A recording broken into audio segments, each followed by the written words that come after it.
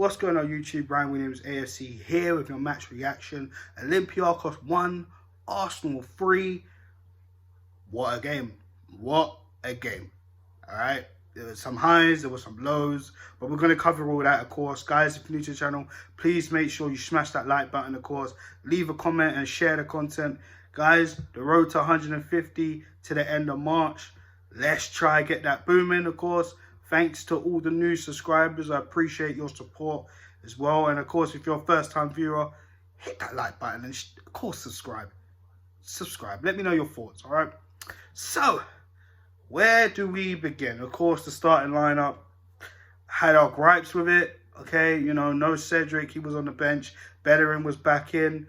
The two centre-backs, as I did predict, would be Gabriel and Luiz.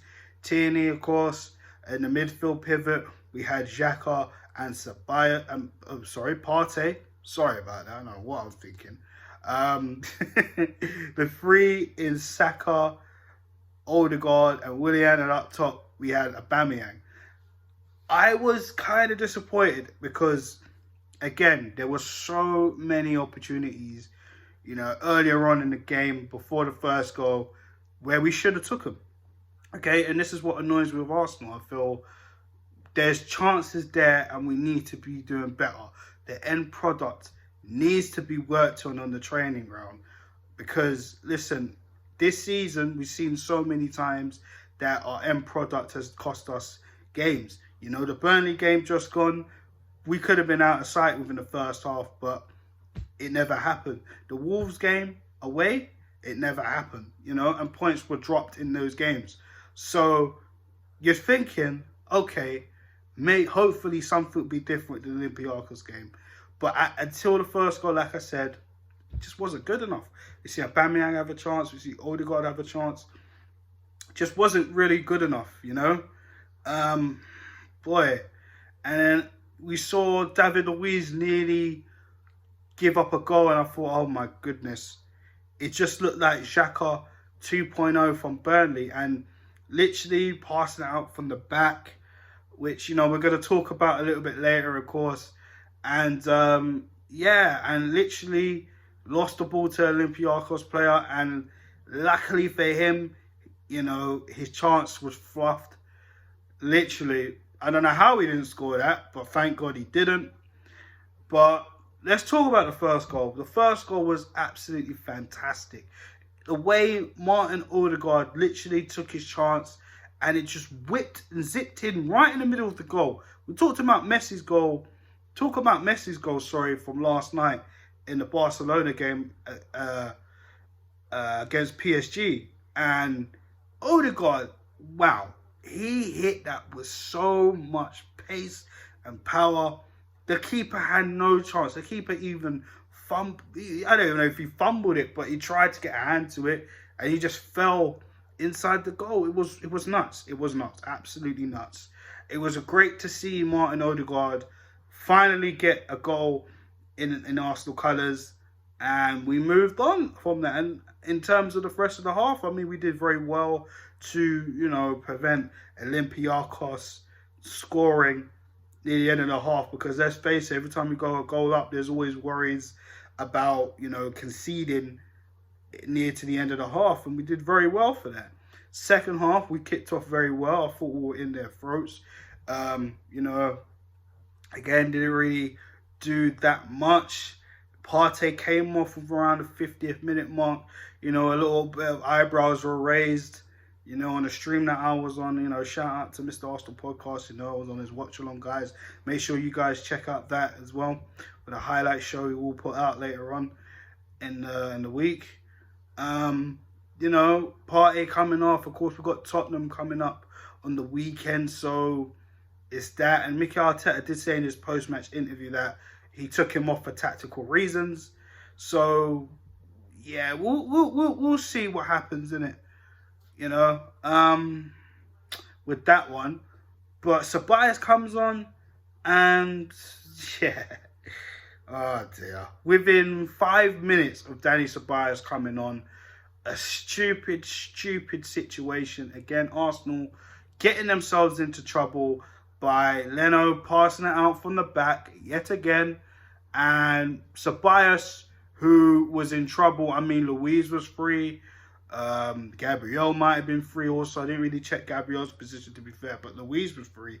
And he gave it straight down in the middle to Dani Ceballos, who was pretty much powered out in terms of the strikers want him. And, you know, I think it was El Arabi. If I'm bluffing his name, I apologise. But gets the ball and literally takes a shot, gets past Neto. Neto just wasn't back on his line quick enough. And, you know, Gabriel tried his best to block it, but the shot was too powerful. And it just goes past him. So it's 1-1. And we're like, what is this? Mistake after mistake. Just like the previous video. Guys, if you want, go back and check out that Burnley review. Mistake after mistake. I mean, Leno. Okay, like, some of the fan base were on to Leno because of the way he passed the ball to Granit Xhaka. And, you know, I'm not even going to get into that again. But, Leno, you put him under pressure as well. You know, and I did come back and I said, you know, it's kind of justified for Leno putting Xhaka under pressure, even though Xhaka did call for the ball and he should have dealt with it a lot better. However, Leno now is 2 games in a row. That's not good. That's not good at all. So I think that was Leno's fault as well. Because, listen, like I just explained to you, Xhaka called for the ball. He could have been smart enough to get rid of the ball, but he chose to give it to Xhaka, and Xhaka made an absolute fool out of himself. And that was the Burnley game. And then this game, the same thing. And you have to look at Leno like, oh, come on, man. That's 2 matches in a row. Not good enough for Leno. Definitely not good enough. Those things need to be cutted out. And even in Arteta's post-match interview, he seemed like, it's like he kind of knows that these guys are prone to mistakes. But it's like, you're the coach. Like, you've got to be doing something about this. But again, he says, listen, this is the way we play. This is the way how we want to do things. But the mistakes have to pretty much stop. And listen, you need to talk to the players, especially the goalkeeper. It's as simple as that. Everybody playing up from the back, we know it's risky as hell. But you need to be coaching these players properly if that is the way forward and how we're going to play persistently, which seems to be it anyways. So, you know, anyways, in the second half, Olympiacos started to apply pressure a bit. But ultimately, you know, we found some spirit, some determination. And, you know, Gabriel shows up. Right at a time we need a goal, another assist for Willian. Again, another assist for Willian. That's like 4 games in a row Willian has provided assists. And I saw a stat online, and it says that Gabriel has scored 3 times for Arsenal, and Willian has assisted all of them. So that Brazilian connection definitely came in handy. But what a header. Gabriel just towering over the opposition player and just gets it in the top bins. I mean, wow. What a goal from Gabriel Magalhaes. And hopefully he's back to his best, of course, because even, you know, when he returned from his COVID situation, he looked a bit rusty. And times in the game I felt he was a little bit all over the place. Not as bad as he was against Benfica, but he was okay. I thought he was all right, you know. But fantastic header from Gabriel. We saw some more changes. Willian did come off within that time. Mohamed El-Neni came on. Smith Rowe came on, as well as Nicolas Pepe, which, you know, seemed like Mikel Arteta was like, okay, I'm going to go for it now. And go for it he did, because Mohamed El-Neni, with another long-range shot, and we've seen this a few times this season, even in the preseason game against MK Dons. I think it might have been last season on the break, or it might have been this season. I can't remember, guys. I think it was the preseason this season. Well, not even the preseason. We didn't even have a preseason, but, you know, the preseason friendly we did have with MK Dons. And we saw it again. I think it was in against Dundalk. But Mohamed El Nene with an absolute stunner of a finish. Boy, and a lot of us were kind of like, whoa, why is El Nene coming on? What's going on? You know? But it worked out. He had an absolute fantastic shot. Literally his first touch of the game. And I'm pretty sure it was pretty much the same in that previous game in the Europa League where Mohamed El Nene first touch and he licks it long range. Right, and the keeper had no chance. Literally past the keeper, hits the post and goes in. And literally, you know, Lacazette comes on from Aubameyang and, you know, we tried to create more chances. You know, I'm forgetting the chance that Bellerin tried to do. Bellerin didn't have a bad game, to be fair. To be real with him, he didn't really get caught out that much. To be real, and he did try to put in a low pass, but unfortunately, no one got there as well. We see Pepe trying to create something as well. Smith Rowe, Lacazette tried to get their chances in, but ultimately the game was done, and Olympiacos didn't really have a response to any of the 2 goals that we were able to score. So, you know, props to the team and props to Arteta. I mean, it worked. It worked out. So that's 3-1 on Arsenal. Man, we have to take the second leg to them at home because we all remember what happened last time. And last time we only won 1-0 away at Olympiacos in Greece.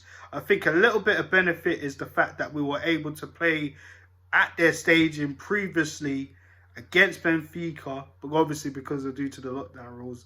And now we're able to play at the Emirates for the away leg. Well, the home leg really for us, obviously, sorry. The away leg for them.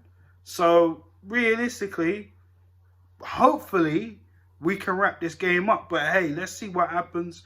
We got Tottenham next, guys. I'm going to do my match review, you know, tomorrow. My match preview, sorry. But what a game it was for Arsenal tonight. Able to pick their heads up after making that silly mistake. But we've got to cut these mistakes out going forward. And until then, hopefully we can be a better side. Because again, the league position is not acceptable at all. But if we got any hope or chance of trying to get into that Europa League final, we got to take it game by game and cut the crap with these mistakes. It's as simple as that. But yeah, guys, I'm going to wrap it up here. My man in the match. Oh, God. I do not know where to put it or who to give it to personally. I mean, Odegaard, what a stunner with that goal. But again, I think his performance even beforehand wasn't that great. Partey didn't really stand out. I mean, they weren't all stinkers, guys. But to be honest with you, I mean, everybody started to step up once, you know, in the first half, once we were up 1-0. And then, of course, after Ceballos and Leno incident, you know, head started to drop a wee bit. But I think, you know what? I think I'm going to have to give it to Gabriel. You know, I wasn't sure at first, you know, and shout out to Andrew, of course. He even suggested Gabriel, and I thought, I'm not too sure. But again, Gabriel was the better out of the defenders on tonight. You know, he looks like he's picked up a little bit of form, which is good going forward. And, of course, he got that crucial goal when we needed it. So I'm going to give it to Gabriel. Worst player of Arsenal tonight. Ooh, I'm not sure who to give it to. I mean, Saka wasn't really that great tonight. William was okay. Aubameyang was all right, but wasn't that great either. Xhaka, not really. Partey, wasn't really that great either. But I think I'm going to have to give it to Leno. I mean, putting Danny Ceballos under that pressure was absolutely not needed. But, you know, and granted, you know, like I said, I blame Xhaka for that mistake. And I did say people were in their right to blame Leno on, you know, for the Burnley situation. You know, I hear that once, I saw it again. But as 2 games in a row, Leno needs to cut this out. It's not good enough. Not good enough. But yeah, guys, that is it for my match reaction. I hope you guys enjoyed the show.